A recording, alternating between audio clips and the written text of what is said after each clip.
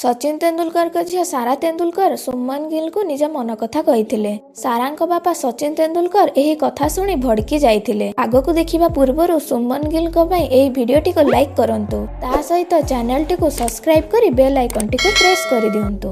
ବହୁତ ସମୟରୁ ସୁମନ ଗିଲ ଏବଂ ସାରାଙ୍କ ଏନଗେଜମେଣ୍ଟ କଥା ଉଠିଥିଲା, କିନ୍ତୁ ଯେବେଠୁ ସୁମନ ଗିଲ ଦ୍ୱିତୀୟ ଶତକ ମାରିଛନ୍ତି ସେବେଠୁ ଏହି କଥାଟି ବେଶୀ ଭାଇରାଲ ହେବାରେ ଲାଗିଛି। ଭାରତ ଏବଂ ନ୍ୟୁଜିଲାଣ୍ଡ ମଧ୍ୟରେ ୱାନଡେ ମ୍ୟାଚ୍ ଚାଲିଥିଲା, ଯେଉଁଥିରେ ସୁମନ ଗିଲ ଦ୍ୱିତୀୟ ଶତକ ମାରି ରେକର୍ଡ ବନାଇଥିଲେ।